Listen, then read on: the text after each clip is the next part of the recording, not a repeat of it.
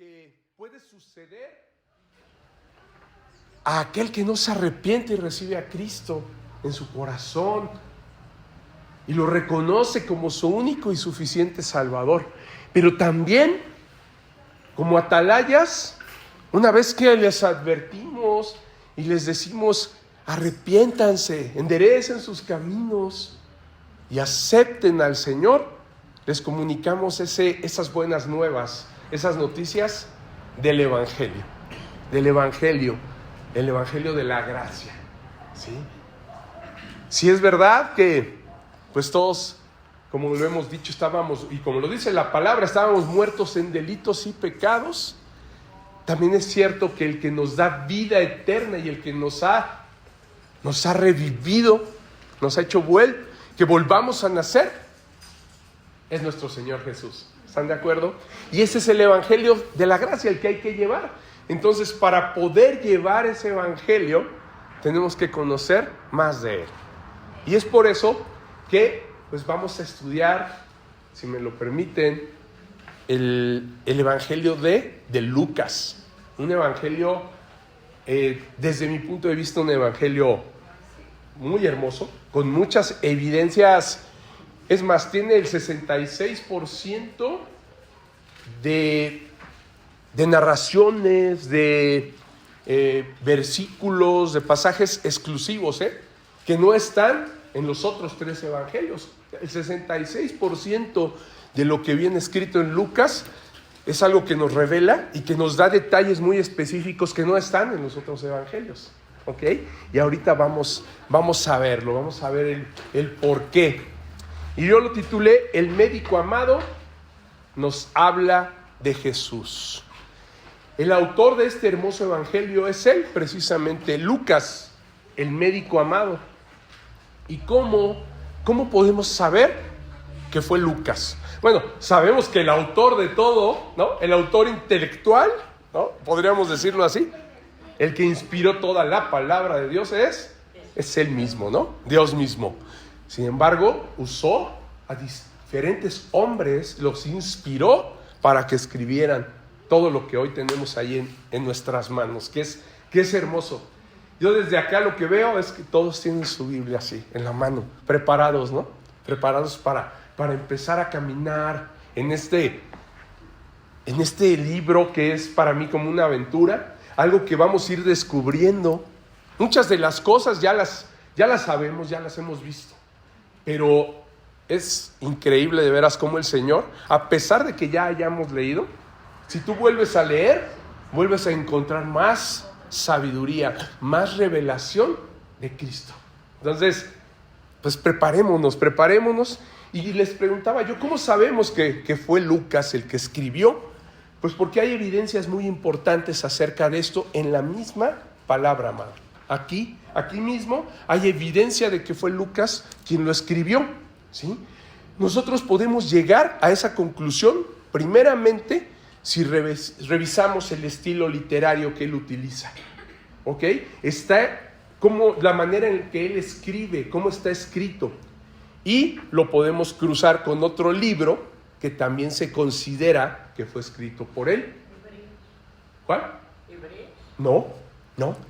El otro libro que se considera que escribió Lucas, el médico amado, es el libro de Hechos.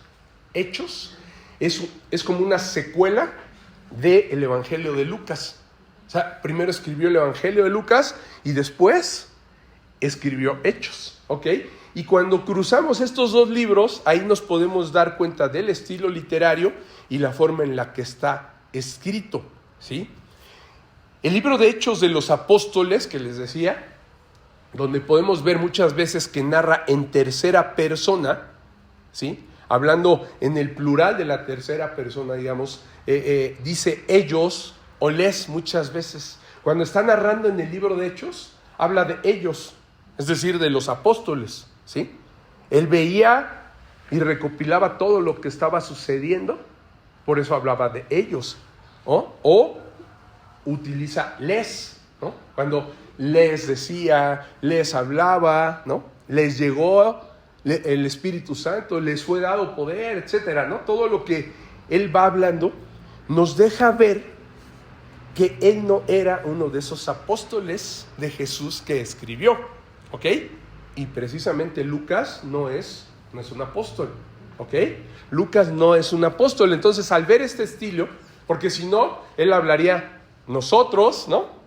¿Están de acuerdo? O nos, utilizaría en lugar de ellos y de les, utilizaría a nosotros. Nosotros fuimos, nosotros hicimos, nosotros, o nos dijo, ¿no? Nos vino, etcétera, ¿ok? Entonces, cuando vemos esto, nos podemos constatar, primeramente, de que no era, el que escribió este libro no era un apóstol, ¿ok? Y esto nos lo deja ver, porque, aparte del estilo literario, sabemos que Lucas realizó investigación.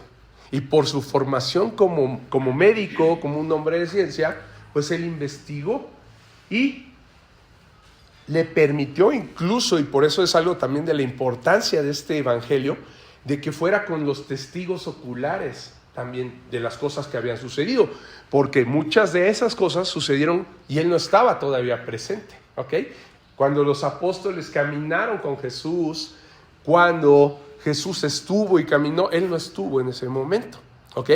Pero él sí fue y recopiló la información para ponerla en orden, incluso con los mismos hermanos de Jesús, con la misma madre de Jesús, con María. Se cree que él fue y tomó información de cómo, oye, ¿qué fue lo que sucedió? ¿Qué viste? ¿Qué sentiste? ¿No? Él mismo hizo toda esa labor. Y aquí es como yo les decía, nos deja ver que es una labor muy clara de un hombre de ciencia, ¿no? Y eso, pues también nos da otra evidencia de que él fue quien lo escribió, quien puso en orden todos los relatos y los plasmó, ¿ok? Pero hay otro dato muy curioso, amado. También cuando habla del ministerio de los apóstoles y del apóstol Pablo en Hechos, él sí está hablando primeramente usando la primera persona del plural, ¿no? Y después, no la primera persona, la tercera persona, ellos, ¿no? Como les, pero hay un punto en donde él cambia a la primera persona del plural, que es nosotros y nos. Empieza a decir, nosotros nos hicimos. Entonces, eso nos dice, bueno, primero estaba narrando lo que vio, lo que hicieron los apóstoles, y después se incluye, cuando empieza a hablar de Pablo, ¿sí? De todas las cosas que estaba haciendo Pablo en Hechos, se incluye. Esto nos deja ver, ¿sí? Cuando él ya habla nosotros y nos, que aunque no era un apóstol, sí se trata de un colaborador de Pablo, ¿ok? Porque ya cuando Pablo inicia el ministerio, él empieza a hablar también de nosotros, como que estaba con Pablo, ¿okay? Entonces, otra evidencia, no era un apóstol, pero sí era un colaborador de Pablo que se unió a todo ese ministerio de Pablo. Exactamente. Hasta ahí, ¿no? Hasta ahí vamos bien. Entonces, ¿ya vieron? ¿No? Estamos viendo que el estilo literario nos deja ver, ¿sí? Que era, pues que se trata de Lucas, ¿no? Un hombre de ciencia, narra primeramente en tercera persona, después en Hechos, ¿no? También empieza a incluir en primera persona, ¿no? Del plural, se incluye él, ¿sale? Él junto con Pablo y los que iban con él. Entonces, ¿qué otro dato nos puede indicar que se trata de Lucas?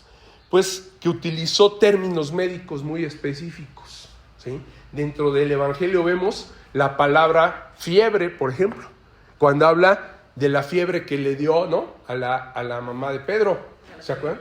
A la suegra, perdón, a la suegra de Pedro, ¿no? Que tenía fiebre y Jesús la sanó. O cuando nos habla de el hombre hidrópico, ¿no? Un hombre hidrópico. Eso pues nos deja ver que tenía un conocimiento de medicina, ¿no? ¿Sí? Entonces, esos términos de manera muy particular nos dan detalle de que era un hombre con conocimientos médicos científicos, ¿ok? Estudioso pues de la medicina griega, que era de donde principalmente venía ese conocimiento. Y bueno, la palabra hidrópico es una palabra también que se le determina a esa enfermedad y viene del griego, ¿ok? Lo vamos a ver más adelante, vamos a ver cuando Jesús sana también al hombre hidrópico. Entonces, al ver estos términos nos deja ver también que era Lucas, ¿no? ¿Dónde podemos ver que Lucas era colaborador de Pablo? Yo les digo, pues Lucas era colaborador de Pablo, ¿ok? Pero, ¿qué nos lo dice? La misma escritura también. Nos lo muestra en Filemón 24. Acompáñenme, vamos a Filemón 24. También Timoteo 4:11, si quieren podemos ir así en orden. Nos puedes leer Filemón 24. Andrés, ¿tienes Timoteo, por favor? Timoteo 4:11. Y de ahí vamos a leer Colosenses 4:14. ¿Quién sigue? Uno, así. Max, porfa. Colosenses 4:14, por favor. Perdón, repíteme la cita bíblica de Filemón. Sí, 24. Filemón, el versículo 24. Que es que es una carta muy cortita. No trae, es un solo capítulo. Marcos, Aristarco, Demas y Lucas, mis colaboradores. Amén. ¿Se dan cuenta? Ahí, sí, Pablo, al escribirle a Filemón, le dice que está, si quieres, ¿qué dice el 23? El título, salutaciones y bendición final. Te saludan Epafras, mi compañero de prisiones por Cristo Jesús, Marcos, Aristarco, Demas y Lucas, mis colaboradores. La gracia de nuestro Señor Jesucristo sea con vuestro espíritu. Amén. ¿Te das cuenta? Entonces, ahí está mencionando quiénes. Casi siempre Pablo, después de sus cartas, mandaba saludos, ¿no? Al final, en la despedida, mandaba saludos y mencionaba a sus colaboradores, quiénes estaban, y ahí estamos viendo que está Lucas, ¿no? Entonces, ahí esto nos da evidencia de que Lucas era colaborador de Pablo. Timoteo 4:11. Andrés, por favor. Sí, solo Lucas está conmigo. Toma a Marcos y tráele contigo, porque me es útil para el ministerio. Amén. ¿Se dan cuenta? Solo Lucas está conmigo. Ahí está mencionando a Lucas, ¿no? Y le dice a Timoteo, toma a Marcos y tráele contigo, porque me es útil para el ministerio. En esa carta que dirige a Timoteo, le está diciendo claramente que el único que estaba en ese momento con él era Lucas, ¿no? Y que mandara por favor a Marcos, ¿ok? Y Colosenses 4:14, además, nos muestra de que era un colaborador y que era precisamente el médico amado, de donde tomamos precisamente ese sobrenombre que le estamos poniendo, y el que le da nombre a nuestra prédica, ¿sí? Lucas, el médico amado, ¿ok? Está ahí en Colosenses 4:14, por favor, Max. Os saluda Lucas, el médico amado, y demás. Ya sé, y Demas. Es otro nombre. Ajá, se llamaba Demas. El otro que también estaba cuando vieron en la carta a Filemón, ¿no? ¿Se dan cuenta? Entonces, os saluda Lucas, el médico amado, y Demas. Pablo nos deja ver que Lucas era el médico amado, ¿ok? Entonces, estas cartas pastorales que Pablo dirigía, pues como les decía, siempre mencionaba a los colaboradores, mandaba saludos, y ahí pues está saludando, manda saludos de parte de Lucas, el médico amado, ¿no? Y de Demas. Entonces, con estos versículos, la misma escritura nos demuestra que Lucas era un colaborador cercano de Pablo, ¿no? Y por último, ¿por qué relacionamos el Evangelio de Lucas y el libro de Hechos de los Apóstoles? ¿No? Porque yo les decía que era como una secuela, ¿no? Hechos de este Evangelio de Lucas. Vamos a verlo, ¿no? vamos a verlo. ¿Qué es lo que nos lo relaciona? Hay un remitente en ambos. En los dos libros, Pablo sí menciona a quién está dirigido y hay un remitente en los dos, ¿sí? Lo menciona de manera específica. ¿Quién es ese remitente? El excelentísimo Teófilo, ¿ok? Y vamos a leerlo. Lucas 1, del 1 al 4. Si quieren, ¿quién sigue? Ya te va, Juan Carlos. Lee el 1, de favor. Lucas el 1, 1. A Teófilo. Okay. Puesto que ya muchos han tratado de poner en orden la historia de las cosas que entre nosotros han sido ciertísimas. Ok. Tal como nos lo enseñaron los que desde el principio lo vieron con sus ojos y fueron ministros de la palabra, me ha parecido también a mí, después de haber investigado con diligencia todas las cosas desde su origen, escribírtelas por orden, oh excelentísimo Teófilo, para que conozcas bien la verdad de las cosas en las cuales has sido instruido. Ok, escribírtelas por orden, oh excelentísimo Teófilo, para que conozcas bien, ¿no?, la verdad de las cosas en las cuales has sido instruido. Aquí está mencionando ese remitente que les decía, ¿no?, del que hablábamos. Aquí sí está mencionando el nombre y además un título, ¿no?, que denota que era un hombre con un alto rango, quizá, y buena posición financiera, ¿no?, al decirle excelentísimo Teófilo. Digamos, ese rango o ese título, ¿no?, se le daba precisamente a las personas que tenían algún rango importante, ¿no?, dentro de la sociedad en ese momento.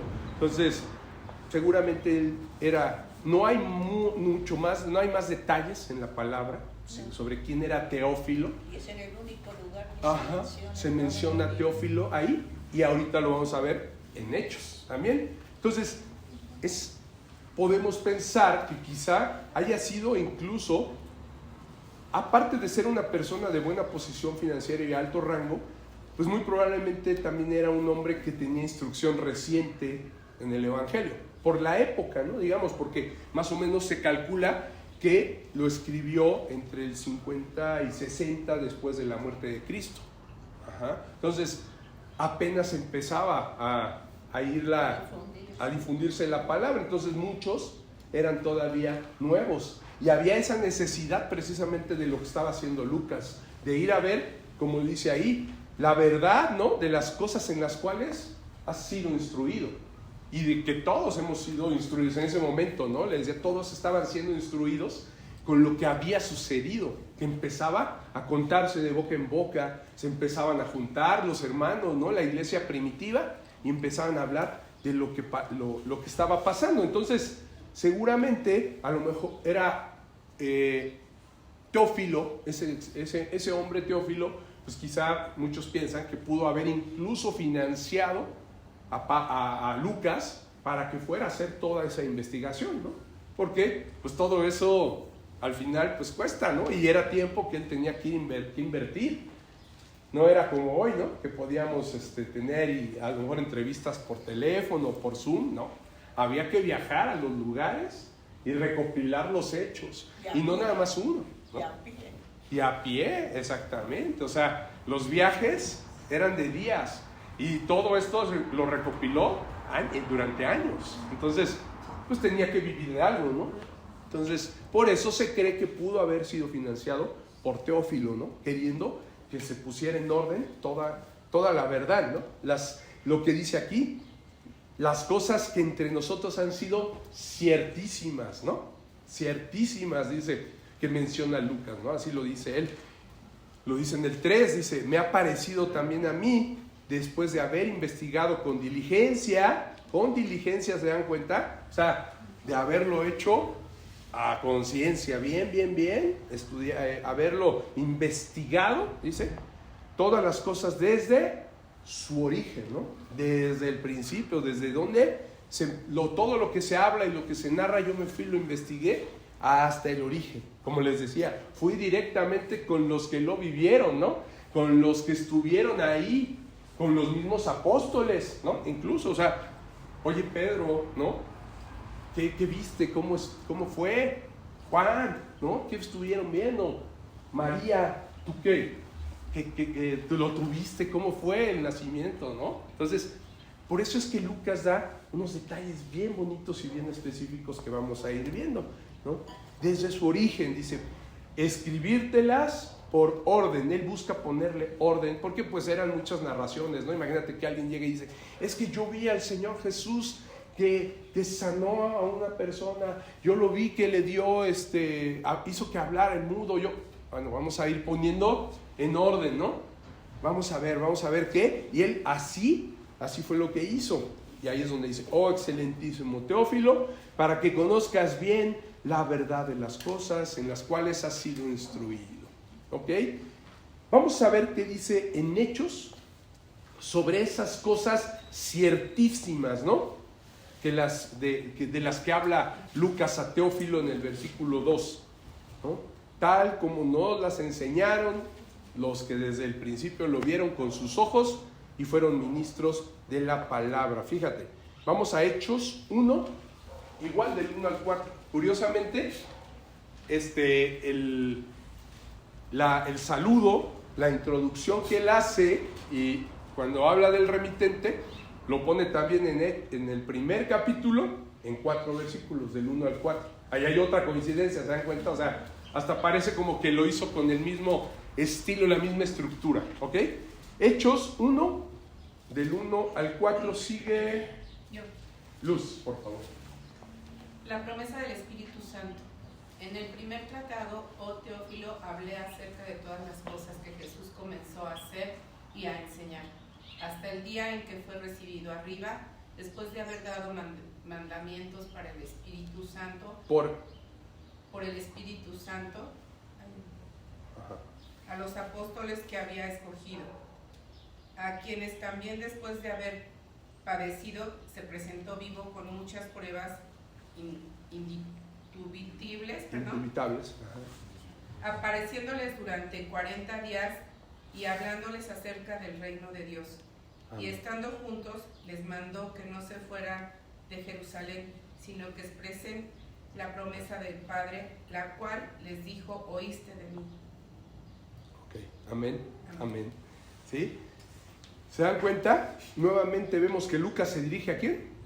A Teófilo, ¿no? Que debe de ser, precisamente también se considera que puede ser un griego o un romano, por el nombre, ¿no?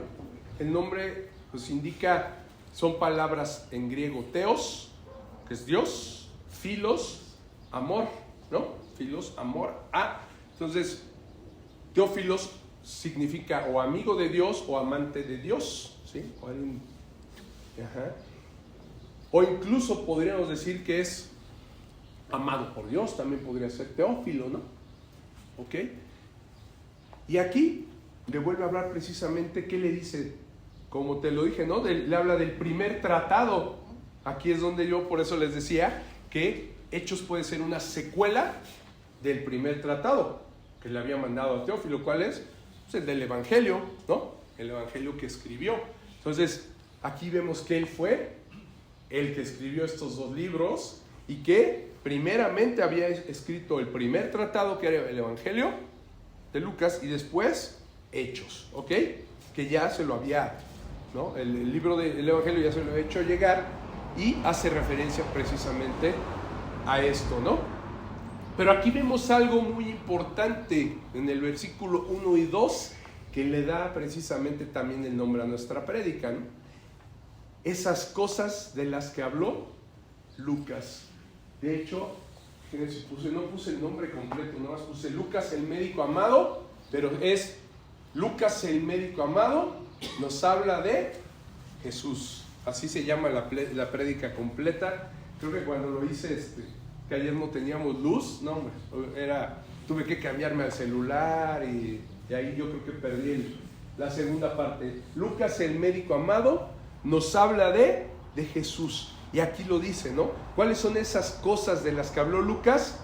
Lo dice el versículo 1 y 2, ¿no? Acerca de todas las cosas que Jesús comenzó a hacer y a enseñar hasta el día en que fue recibido arriba después de haber dado mandamientos por el Espíritu Santo a los apóstoles que había escogido. Esas son las cosas que nos habla y platica Lucas. Esas cosas que varias veces dice indubitables, ¿no? ¿Sí? Esas cosas ciertísimas. Al decir ciertísimas, dice, no nada más son ciertas, sino ciertísimas. ¿Qué quiere decir? Como hombre de ciencia, que las comprobé una y otra vez, y fui con uno y otro, como sería el método científico, ¿no? Para comprobar una hipótesis, debe de ser comprobable de distintas maneras, ¿no? Varias veces, decir, sí, ¿sabes qué? Esto sí se puede hacer ciencia, digamos, ¿no? Aunque esto no es ciencia, pero lo que él utilizó seguramente es el método científico, e ir a investigar, ¿no? A ver, dicen que Jesús nació en Belén. Vamos a ver si es verdad, ¿no? Y vamos y le preguntamos a uno, y seguro se encontró a los pastores, y nosotros fuimos, y nos fue anunciado por un ángel. Ok, vamos a ver si es cierto. Ahora vamos con la mamá de Jesús, ¿no? Oye, ¿es cierto que nació? Sí, claro. Sucedió esto, fuimos mandados a un censo y de ahí tuvimos que caminar y el niño nació. Perfecto. Entonces, ya que va recopilando los relatos, ya entonces él se atreve por eso a decir, son ciertísimas, ¿no? No ciertas nada más, ciertísimas estas cosas que él aquí nos deja escritas, ¿ok? Entonces, por esa razón es que titulamos El médico amado nos habla de Jesús. Y vamos a ir viendo todas estas cosas uno a uno, una a una, a través de los 24 capítulos que Lucas dejó, esos 24 capítulos que dejó escritos en el Evangelio. Y que seguramente pues, nos revelará el Señor aspectos diferentes, ¿no? Como habíamos dicho.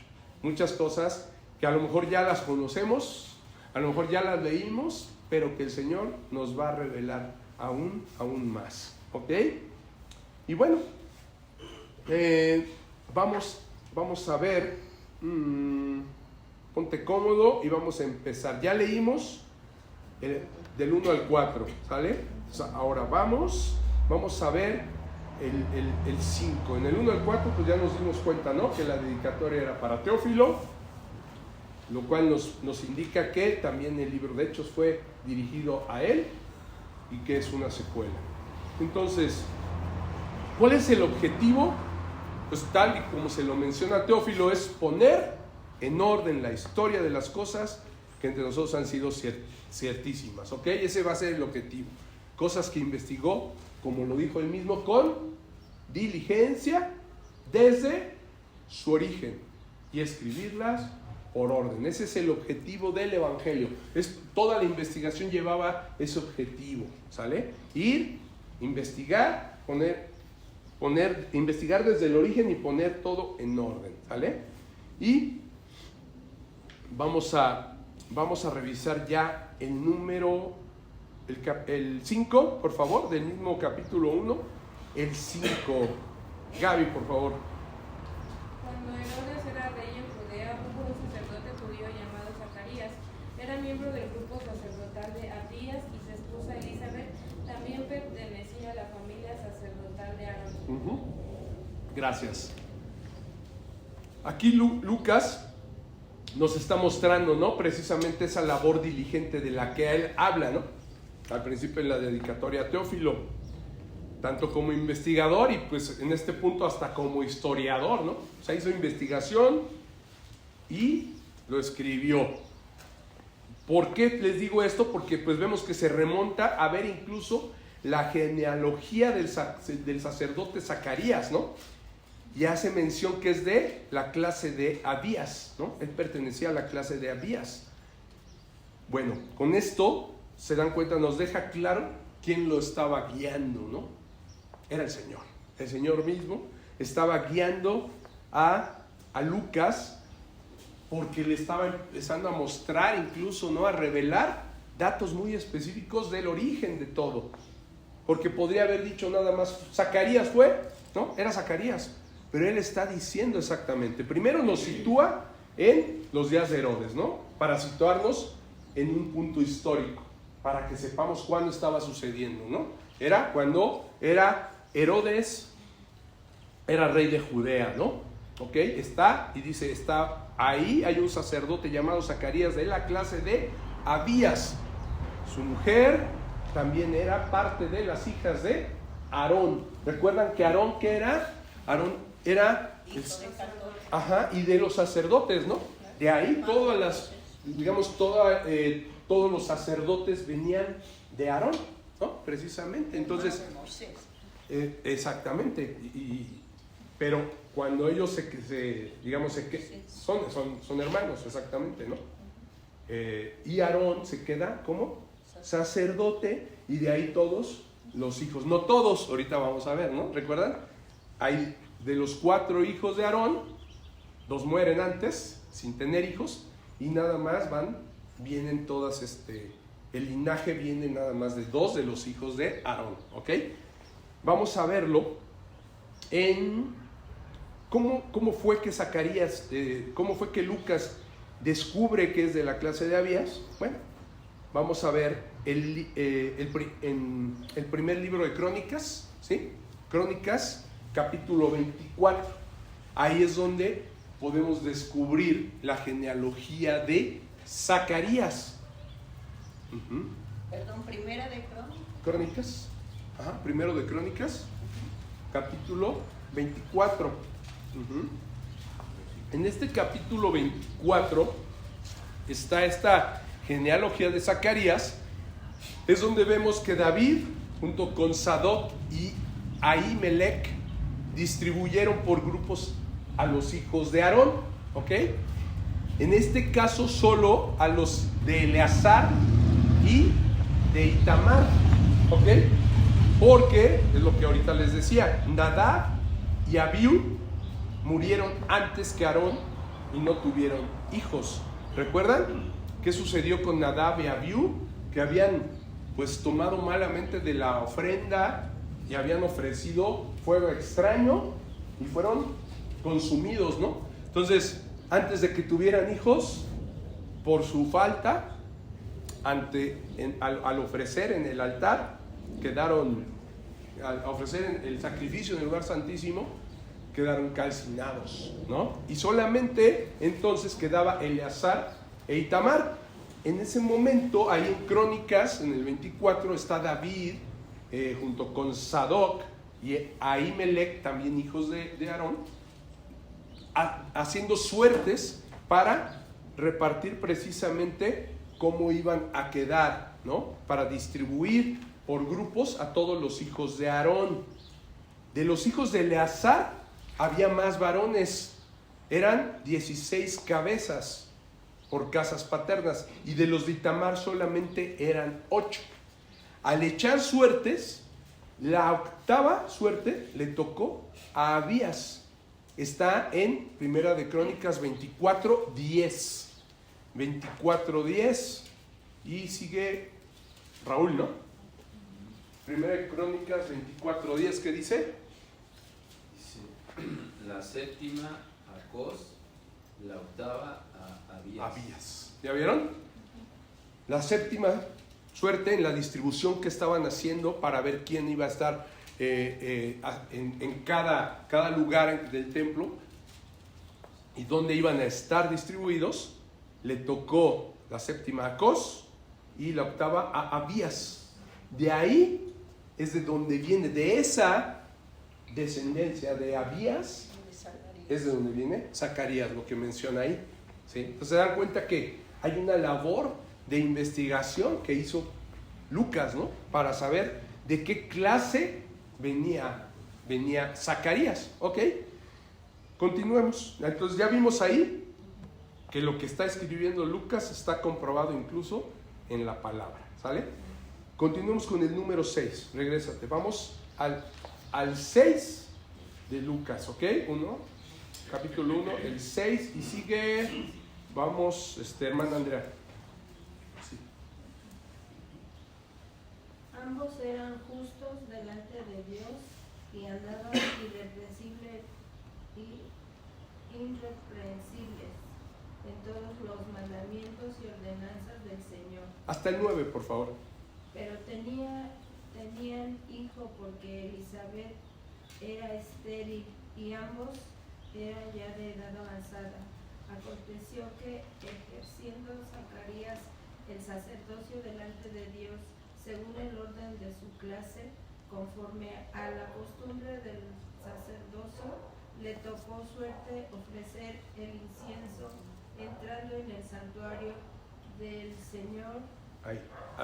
Y toda la multitud del pueblo estaba fuera orando a la hora del incienso. Ok, gracias, hermana. ¿Se dan cuenta? El Señor escoge un momento muy importante, ¿no? Para darle una noticia a Zacarías. La suerte le había tocado a Zacarías según el orden de su clase, dice, ¿no? Según el orden de su clase. Y ya vimos cuál era su clase, ¿no? La clase de Abías. Y ese día, específicamente otra vez, cuando echan esas suertes para ver quién iba a ofrecer el incienso en el santuario del Señor, ese día le toca a él, curiosamente. Ese día a él le toca.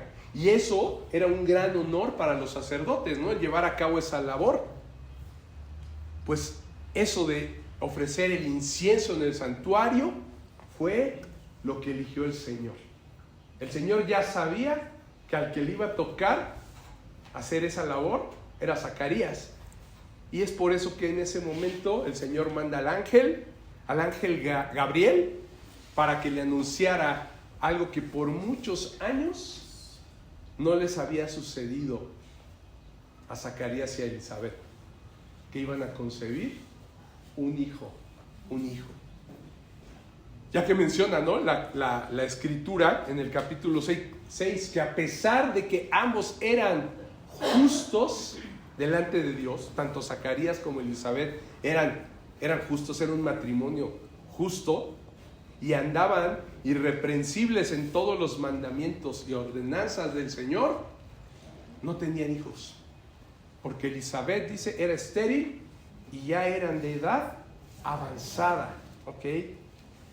Aquí podemos ver cómo el Señor estaba eligiendo un momento bien importante para darles una noticia que les iba a cambiar la vida, ¿no? Y que seguramente los tenía tristes, y ahorita lo vamos a ver, porque en ese tiempo, el no tener un hijo, el no tener esa descendencia, pues los hacía que incluso tuvieran afrenta en el pueblo, ¿no? Ay, Elizabeth era como un delito espiritual, lo acabas de decir bien, así como que, ay, pues pobres, ¿qué habrán hecho, no? Y por eso lo menciona Lucas, dice, eran justos delante de Dios y andaban irreprensibles, o sea, cumplían todos los mandamientos y ordenanzas del Señor.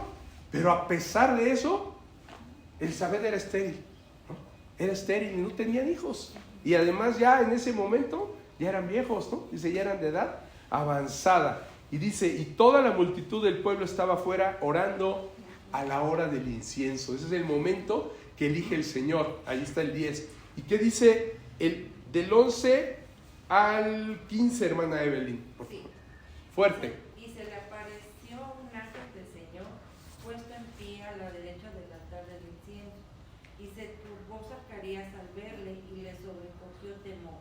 Pero el ángel le dijo, Zacarías, no temas, porque tu oración ha sido oída, y tu mujer Elizabeth te dará a luz un hijo, y llamará su nombre Juan, y tendrá gozo y alegría, y muchos se regocijarán en su nacimiento, porque será grande delante de Dios.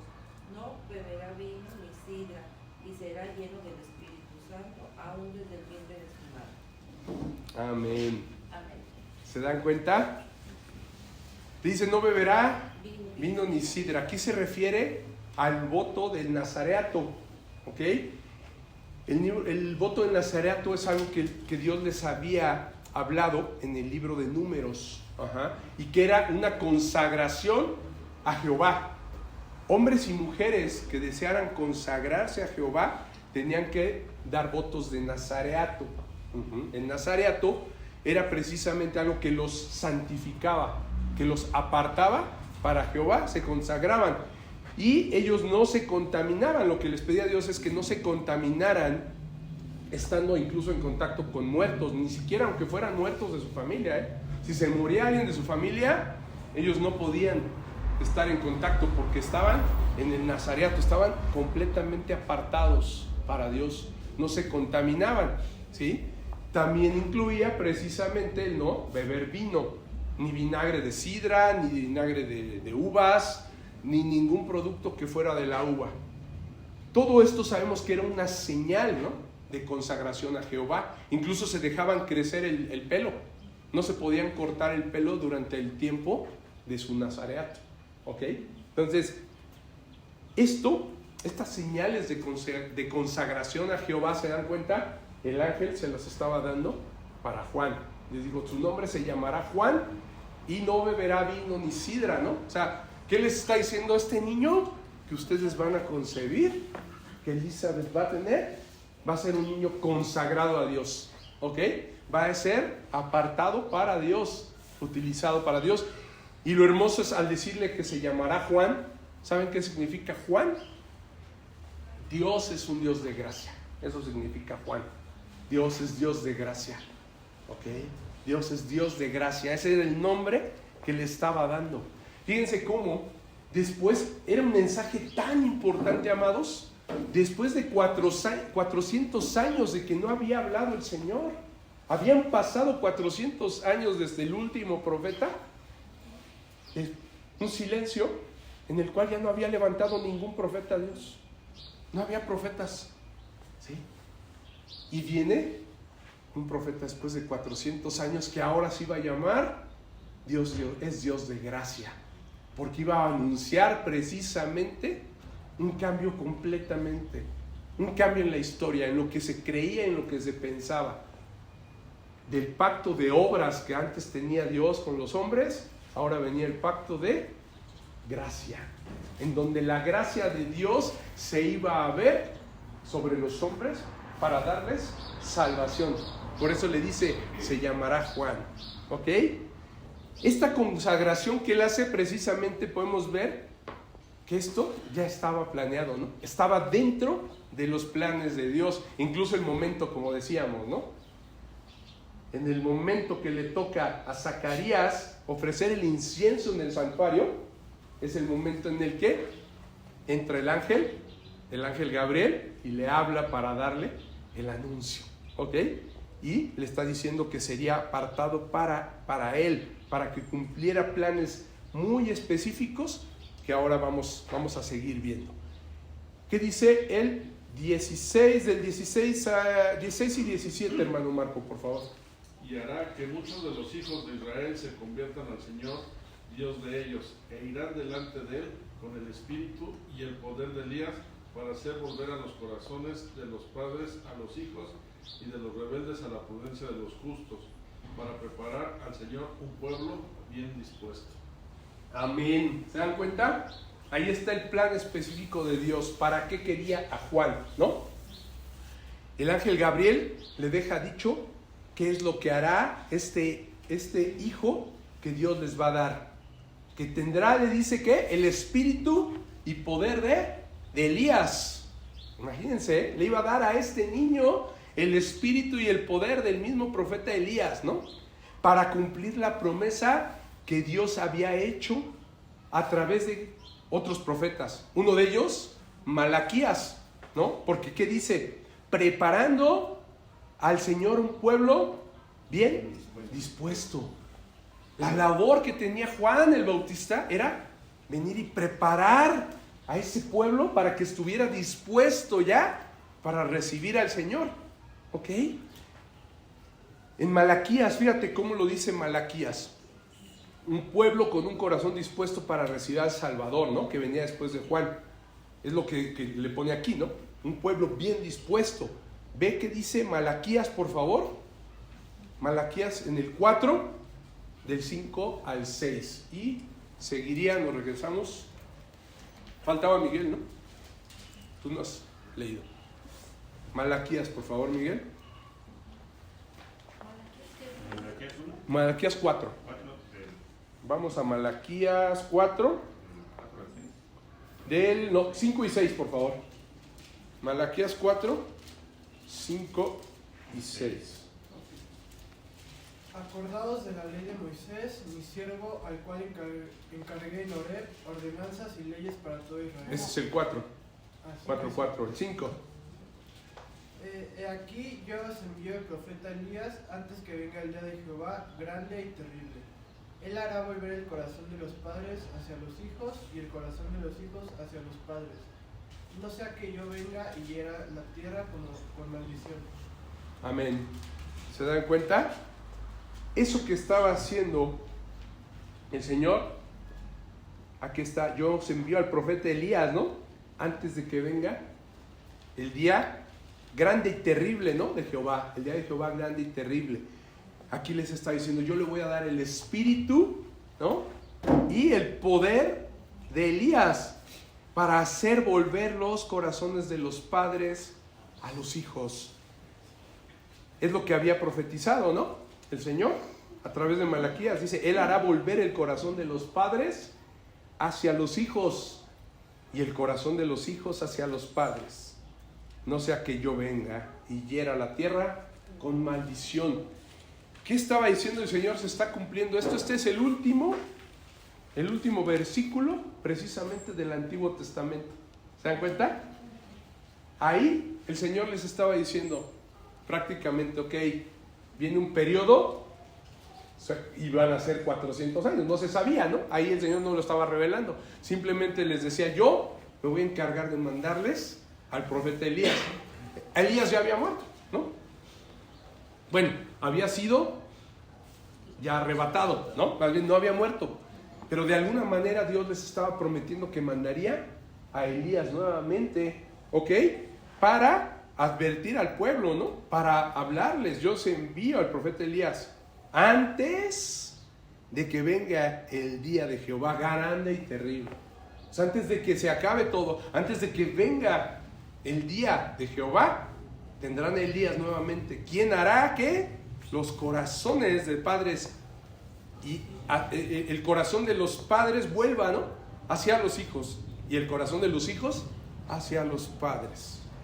No sea que venga yo y hiera la tierra con maldición. No sea que antes de que esto suceda, antes de que corrijan su camino, antes de que su corazón vuelva nuevamente hacia sus hijos y de sus hijos a ustedes, yo hiera la tierra con maldición.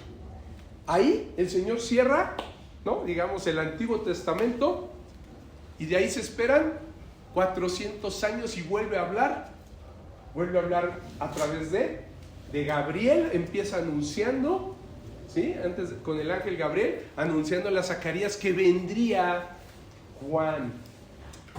Dios es Dios de gracia, ¿sí? Les está anunciando que ahora viene la gracia de Dios. Sí, les había dicho, yo heriré la tierra con maldición. Y se va a cumplir, porque el Señor cumple todas sus promesas. Pero antes de eso, ya viene la gracia. Viene la gracia. Y la gracia no es Juan, ¿no? Juan es el que va a abrir ese camino, ¿ok? Y el que va a preparar corazones, ¿qué dice? Dispuestos, para preparar al Señor un pueblo bien dispuesto, ¿ok? Bien dispuesto. ¿Qué dice el 18? Continuemos. Del 18, por favor, al 22. Y sigue Miguel, ahora Elba, por favor. ¿En el capítulo 1? Sí, seguimos en el 1 de Lucas. Y estamos en el 18, por favor. Dijo Zacarías al ángel, ¿en qué conoceré esto? Porque yo soy viejo y mi mujer es de edad avanzada. Respondiendo, el ángel le dijo, yo soy Gabriel, que estoy delante de Dios, y he sido enviado a hablarte y darte estas buenas nuevas. Y ahora quedarás mudo y no podrás hablar el día en que esto se haga, por cuanto no creíste mis palabras, las cuales se cumplirán a su tiempo. Y el pueblo estaba esperando a Zacarías y se extrañaba de que él se demorase en el santuario, pero cuando salió no se podía hablar. No les podía hablar y comprendieron que había visto visión en el santuario. Él les hablaba por señas, dice, y permaneció mudo. ¿Sí? Él les hablaba por señas, sí. Perdón, me faltó. Sí, él les hablaba por señas y permaneció mudo. O sea, imagínense, después de tal noticia que recibe, ¿no? Ya eres viejo, toda tu vida estuviste deseando un hijo y no llegó. Y un día, ¿no? Que estás preparándote para una labor honrosa, que era ofrecer el incienso en el santuario, te habla el ángel, ¿no? Te dice que vas a tener un hijo. Y él le dice, pero ¿y cómo sabré esto? Pues si mi esposa, ¿no? ¿Cómo conoceré esto? O sea, le está diciendo prácticamente, ¿cómo va a ser posible? Si yo ya estoy viejo, ¿no? Y mi esposa es estéril, o sea, me están bromeando, ¿no? Prácticamente, no. Pero, imagínate, el ángel le dice, no, yo soy Gabriel, ¿eh? O sea, el que viene es el ángel, que sabemos que es Gabriel, que está dice ahí, delante de Dios, ¿no? Y estoy delante de Dios. Es el ángel mensajero, es el ángel que el Señor utilizó también para hablarle a María y decirle que iba a venir, y a José también, ¿no? Que el hijo que tendría María, ¿sí? Era del Espíritu Santo, anunciando el nacimiento de nuestro Salvador Jesús. O sea, el que le estaba hablando era el mismo ángel Gabriel, que también aparece en Daniel, ¿ok? O sea, dices, no es cualquiera el que te lo está diciendo, vengo de parte del mismo Dios, dice él mismo, ¿no?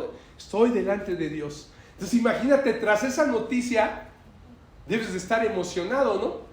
Pero imagínate que sales y no puedes hablar, les quieres contar, porque además dice que el pueblo estaba ya pues como impaciente, ¿no? Esperándolo a que saliera. Dijeron, pues oye, ¿qué pasó? Ya se metió y no sale, ¿no? Y dice, cuando sale, ¿no? Y lo vieron, dice, que cuando salió y no les podía hablar, comprendieron que había visto visiones en el santuario. O sea, casi se quedó mudo. Pues lo enmudeció. El ángel, ¿no? Le dijo, por cuanto no, ¿qué le dice? Por cuanto no creíste, ¿no? Dice, ajá, a mis palabras, dice, ahora quedarás mudo, ¿no? Y no podrás hablar hasta el día que esto se haga. Hasta que se cumpla, hasta que nazca tu hijo, vas a quedar mudo, ¿ok? Y porque en cuanto no creíste mis palabras, las cuales se cumplirán a su tiempo, ¿no? En su momento. Entonces, dice, y el pueblo pues, estaba esperando a Zacarías extrañado. Pues, ¿qué pasa? ¿Por qué no sale, no? Sale emocionado y no les puede hablar. Y les empieza como por señas. Pero imagínate cómo con señas, ¿no? Que de repente te quedaras mudo y no conoces el lenguaje de señas o el lenguaje de... ¿Cómo les quieres explicar? Es que se acaba de aparecer un ángel y me habló. Yo creo que no veía, decían algo. Pues lo único que dijeron, algo pasó, ¿no? Seguramente tuvo visión por cómo salió, ¿no? Debió haber salido extasiado, ¿no? Feliz, pero además sin poder hablar. Qué momento, ¿no? Tan difícil, ¿no? Para Zacarías, no poderles contar a todos la felicidad que tenía de que su esposa iba a concebir un hijo, y no era cualquier hijo. Era un hombre que se iba a llamar Juan y que era profeta, y que Dios iba a volver a hablarle nuevamente a su pueblo después de 400 años. Y para hablarles ahora sí la promesa más grande, la promesa de salvación a través del Mesías. Este hombre, Juan el Bautista, venía precisamente a dar esas buenas nuevas, esas nuevas noticias de que Dios tenía gracia con el hombre otra vez. Bueno, siempre la tuvo, pero esta vez iba a manifestar ya esa gracia a través de Jesús. ¿Y qué dice? 23 al 25. Andrés, por favor.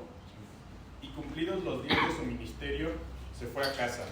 Después de aquellos días concebió su mujer, Elizabeth, y se recluyó en casa por 5 meses, diciendo: así ha hecho conmigo el Señor en los días en que se dignó quitar mi afrenta entre los hombres. Amén. Amén. ¿Se dan cuenta? ¿Se acuerdan que yo les decía que para ella era algo que pues la hacía sentir mal, ¿no? Se sentía, dice, hay una afrenta entre los hombres, ¿no? Afrenta, ella tenía como que, pues era siempre motivo de ser señalada, ¿no? Una mujer que no podía tener hijos, ay, pues, pobre, como bien decía Elba, ¿no? Era incluso casi como un castigo por un delito por algo espiritual, ¿no? O sea, algo hizo que no puede tener hijos. Y de repente tiene ese bebé, ¿no? Y pues su afrenta entre los hombres. Imagínense todos los que decían, pobre Elizabeth, pobre Zacarías, ¿no tienen hijos? Maravillados, ¿no? Ahora ya tienen hijos y además siendo viejos. Esto era casi improbable e imposible. Si no pudieron tener, no habla la palabra de durante cuántos años estuvieron casados, pero si dice que eran de edad avanzada y tomando en cuenta cuánto vivían en ese entonces, pues por lo menos tenían más de 80, ¿no? O por ahí andaban, ¿no? Y de repente, entre 70 y 80 yo me imagino, y de repente vas a tener un bebé. Esto es increíble, ¿no? Es increíble. Y ella se queda, ¿qué? 5 meses, ¿no? Después de concebir, se guardó, se recluyó en casa por 5 meses. Y lo único que podía decir es, ha hecho conmigo el Señor en los días en que se dignó. Así ha hecho conmigo el Señor en los días en que se dignó quitarme afrenta entre los hombres. Amado, ¿cuántas veces estamos nosotros esperando, ¿no? Algo, un milagro? Incluso yo creo que ella igual ya se le había olvidado, ¿no? Que había estado orando, pidiéndole a Dios un hijo. Yo creo que ya en el momento que dice ya tengo más de 40, más de 50, ya no se da de concebir, había dicho bye, ¿no? Ya eso es algo que el Señor ya no quiso quitar esa afrenta. Pero ahora dice, el Señor se dignó quitar esa afrenta. ¿En qué momento, no? De manera increíble. Así obra nuestro Señor, amado. Si estás hoy esperando algo, no lo dejes, no pierdas la esperanza. No pierdas la esperanza, porque para el Señor es suficiente incluso el último día de tu vida para cumplir. Sí. El Señor podría hacerlo antes de que, ¿no? En el ocaso de tu vida, el Señor puede hacerlo. Amén. Puede bendecir. Amén. Amén. Me encanta, es un hermoso mensaje, ¿no? Que nos describe Lucas, el médico amado, con detalles, ¿se fijan? Muy específicos, ¿no? A mí por eso estuve orando y le decía, Señor, porque recuerdan que habíamos empezado ya antes a predicar sobre Lucas, ¿no? Pero nos quedamos por ahí a la mitad, ¿no? No, ni a la mitad. Entonces dije, creo que debemos de retomarlo. ¿Y quién más? Yo decía, Juan o Lucas, ¿no? Estaba así bueno, también Mateo, pero Mateo tiene esto, y Marcos, ¿verdad? No te puedes decidir, ¿no? Pero vi y dije, creo que Marcos, para lo que habíamos predicado el domingo, para fines de poder ir y presentarle el evangelio a las personas, Marcos tiene detalles muy específicos donde nos podemos hablarle a cualquier persona, incluso a aquel incrédulo que se jacte de ser muy estudiado, ¿no? Que conozca sobre ciencia. Es un hombre de ciencia. Fue y recopiló información y utilizó el método científico, ¿no? Fue y lo comprobó con uno, otro, una y otra vez, hasta tener cosas ciertísimas. Y él es quien escribe estos detalles específicos. Nos describe otro milagro, ¿no? De nuestro Dios todopoderoso aquí. Para el que nada es imposible. Para Dios nada es imposible.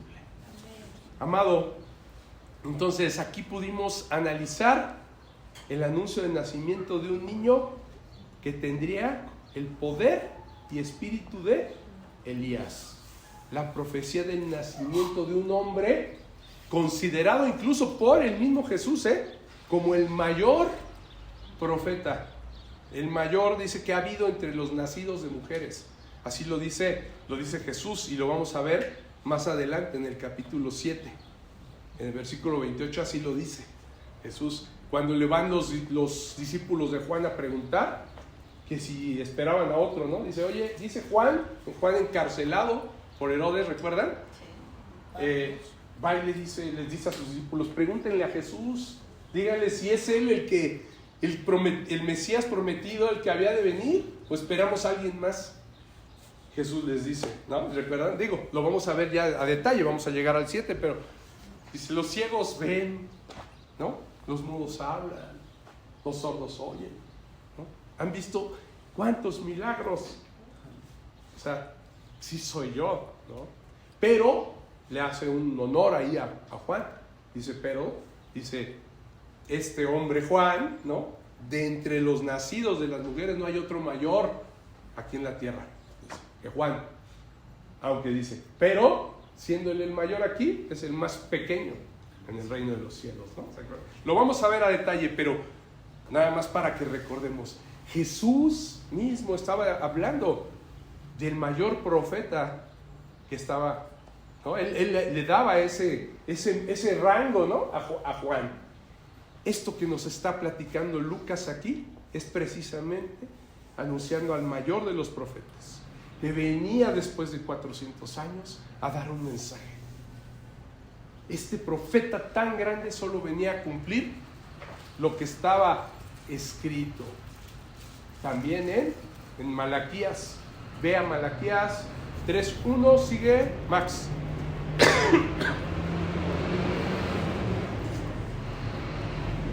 Malaquías 3:1, por favor.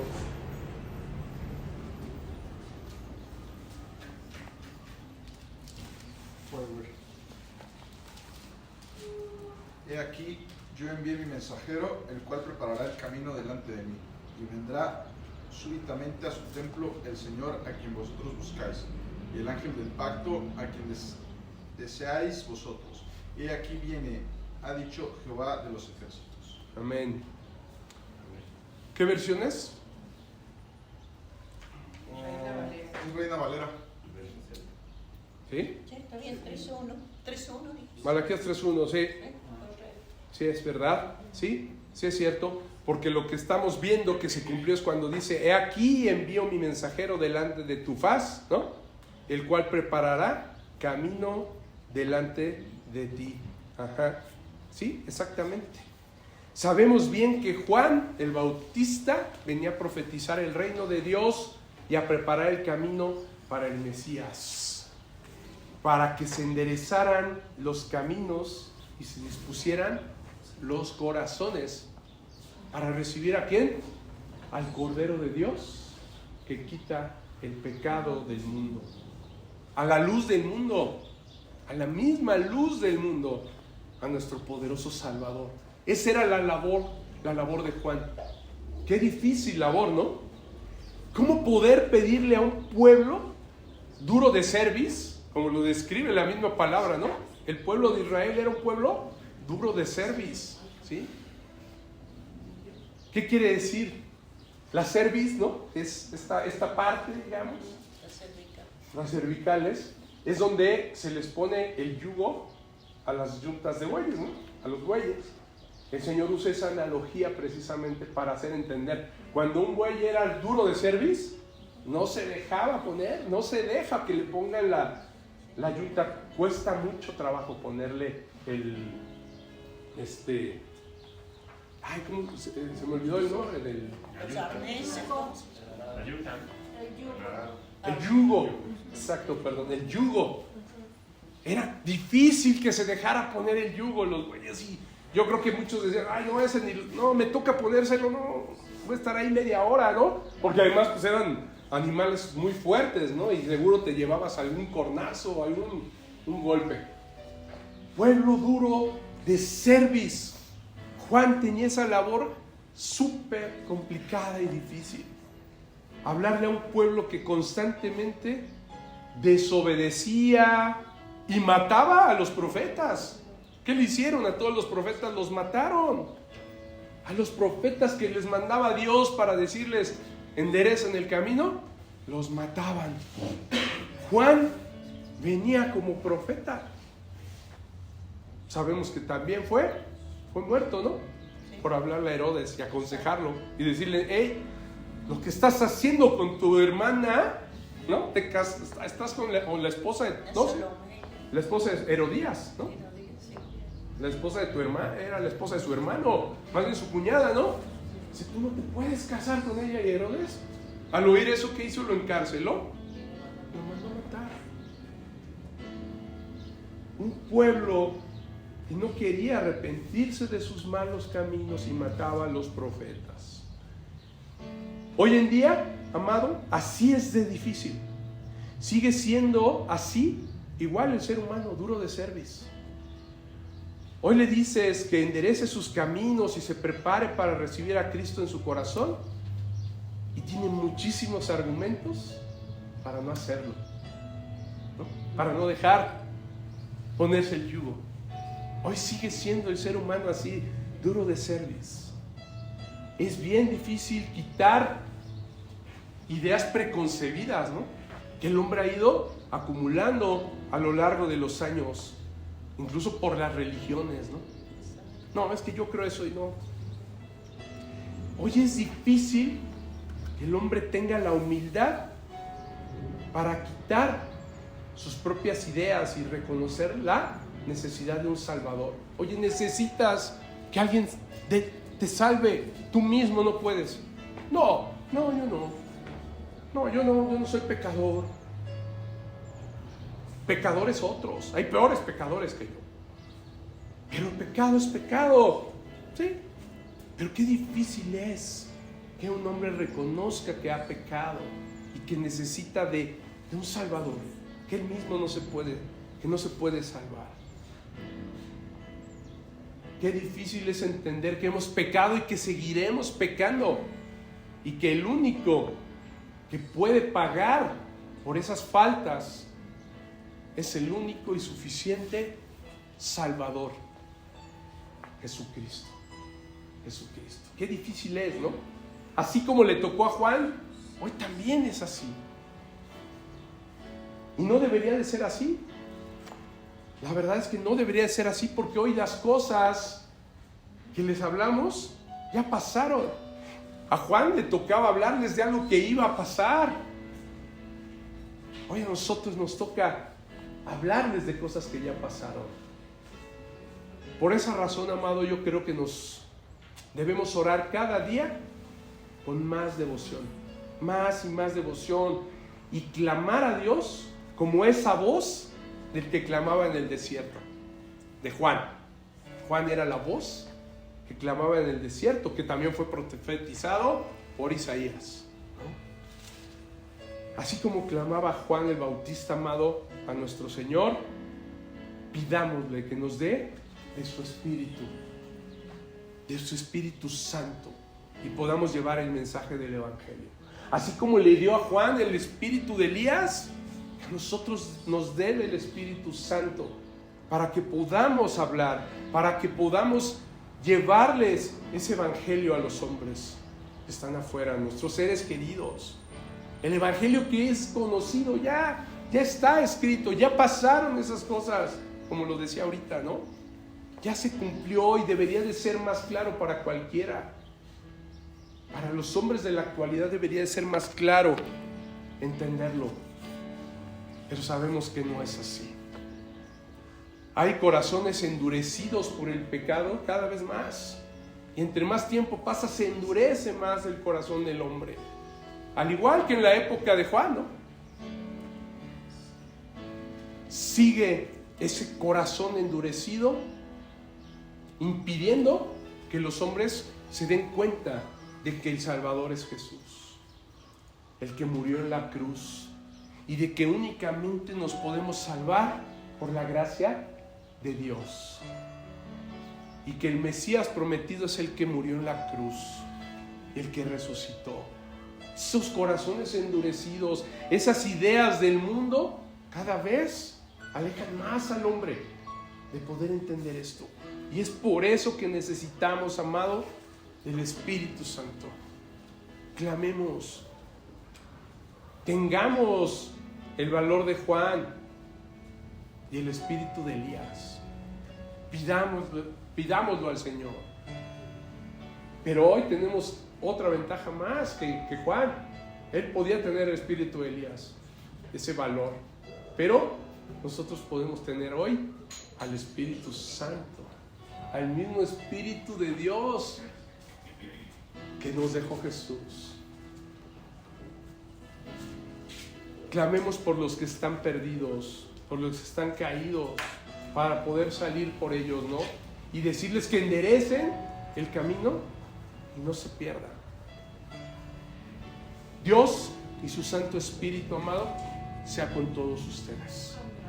Pídanselo, pidan ese Espíritu. Al igual que ustedes, yo tengo familiares muy amados que no conocen al Señor y que no quieren enderezar su camino. Y sería muy triste llegar ese día, al día terrible del Señor que profetiza ahí Malaquías, ¿no? Y que tengan que sufrir las consecuencias de esa maldición al mundo. Y que no puedan pasar al gozo del Señor. Eso va a ser terrible. Que volteen un día, que despierten y que no nos encuentren. Que hayamos sido arrebatados, que se queden. Imagínense lo que van a padecer los que se queden, porque de ahí vendrá ya la gran tribulación, que es inimaginable. Debe ser muy triste. Debe ser muy triste eso. Que estemos aquí, imagínense, un domingo que sucediera ahí, que volteen y dijeran, ¿dónde están? Los que estaban ahí, siempre se reunían los domingos y desaparecieron, ¿no? Y ahora, ¿quién va a guiar? ¿Quién nos va a guiar en todo lo que viene, en todas las tribulaciones, en el nuevo orden que se va a establecer en ese momento? Y cuando no estemos los creyentes, cuando no haya más posibilidad de predicar, como hoy lo hacemos, ¿quién nos va a guiar? Va a ser terrible. Pidámosle al Señor que nos dé de su Santo Espíritu para poderles hablar y que Él ponga arrepentimiento en ellos, que Él ponga ese arrepentimiento para que puedan entender que es necesario ir a Cristo, recibirlo en su corazón. Que Dios los bendiga. Y quiero, algo que me muestra el Señor. Nosotros somos llamados a ser sacerdotes y reyes. Lo dice en Apocalipsis 5:10. Vayan a Apocalipsis 5:10, por favor. Apocalipsis 5:10.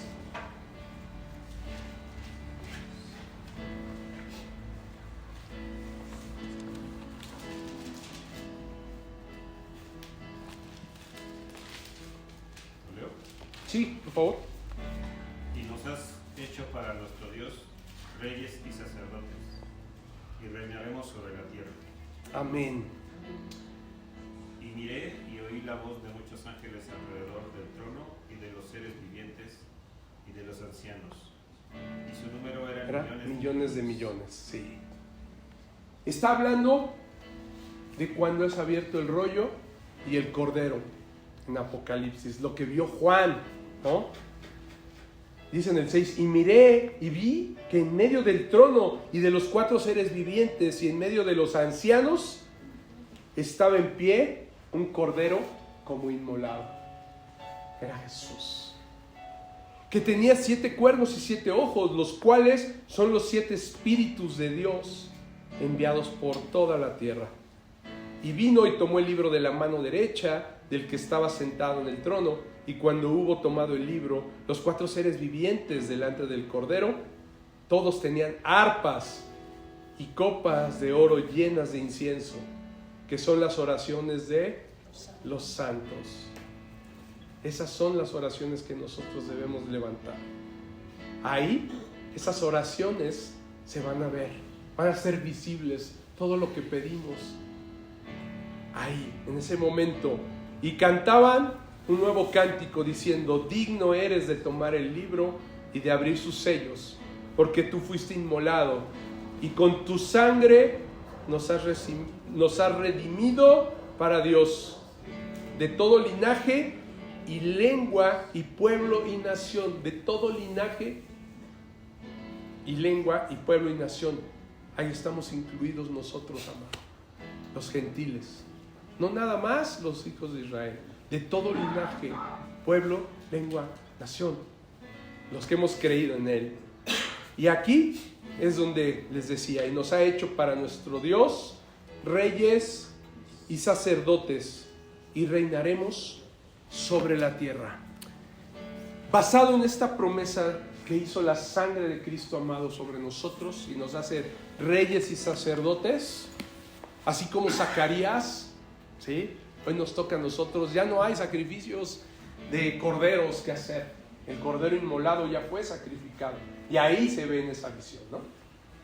Pero como reyes y sacerdotes, amado, nos toca salir a hablar del Evangelio. Como santos, como lo dice ahí, las oraciones nuestras oraciones deben de subir como incienso al Señor. Por esa razón, por eso ahorita me quedé pensando, somos reyes y sacerdotes, y para hacer esa labor, amado, quiero darte precisamente una bendición. Quiero bendecirlos a todos ustedes por medio de la palabra. La bendición sacerdotal. Ponte de pie, pónganse todos de pie. Quiero orar la palabra sobre ustedes para que el Espíritu Santo precisamente les dé ese don, que los llene de su espíritu para poder hablar, para que cada que hablen el Señor los lleve con personas que estén dispuestas, con corazones dispuestos, como dice, para recibir su palabra.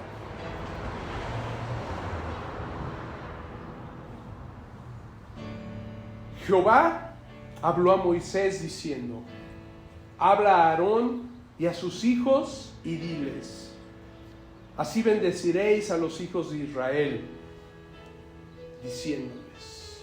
Hoy te habla a ti, amado. En ese momento le habló a Moisés para que le hablara así a los hijos de Aarón, que eran los sacerdotes, como lo dijimos en un principio. Pero hoy ustedes lo acaban de ver, de leer. Somos llamados reyes y sacerdotes para reinar en la tierra. Nosotros, de toda lengua, de toda nación, de todo linaje, los que hemos creído en Cristo Jesús. Por eso esta oración la quiero hacer sobre ti, esta bendición. Jehová te bendiga y te guarde. Jehová haga resplandecer su rostro sobre ti y tenga de ti misericordia. Jehová alce sobre ti su rostro y ponga en ti paz. Cierra tus ojos, todos los ojos cerrados. Jehová te bendiga y te guarde, amado. Jehová resplandezca su rostro sobre ti y tenga de ti misericordia. Jehová alce sobre ti su rostro y ponga en ti paz. Que genere esa paz en tu corazón, que genere esa paz en ti, para que con esa paz tú puedas tener esa libertad y esa autoridad de poderle hablar a cualquiera, a quien el Señor te indique, sea un ser amado, sea un desconocido, sea un compañero, a quien el Señor te indique, que tú tengas ese poder y esa autoridad, pero que te sientas en paz, sabiendo que Él está contigo dirigiéndote. Y pondrán mi nombre sobre los hijos de Israel, y yo los bendeciré. El Señor los bendice y bendecirá incluso a los hijos de Israel, incluso si le predicas a un judío, incluso a cualquier incrédulo será bendecido por el nombre de Dios a través de ti, amado. Que el Dios de toda gracia, nuestro Señor, el Padre de las luces, y su Espíritu Santo te dé ese poder. Esta bendición es para ti, sacerdote y rey, sacerdote del único Dios verdadero, de Jesucristo nuestro Señor. Salgan con ese poder, amados. El Espíritu Santo se ha derramado sobre ustedes para cumplir esa labor tan importante, y más ahora que los tiempos se acercan, que el tiempo terrible del Señor está cerca. Te pedimos esto, Señor, en el nombre que es sobre todo nombre, el nombre que fue dado a los hombres, y no hay otro nombre, el nombre de Cristo Jesús. Amén y amén. Dios los bendice, amados. Dios los bendice. ¿Habrá paz en sus corazones? Y la bendición de Dios es sobre todos ustedes. El Señor está cerca, su día está cerca. Que obre con poder en cada uno de ustedes. Hablen, hablen, hablen, no se callen. No dejen de predicar. No dejen de hablarle a los demás. Gracias, Cristo. Gracias por todo. Un aplauso al Señor.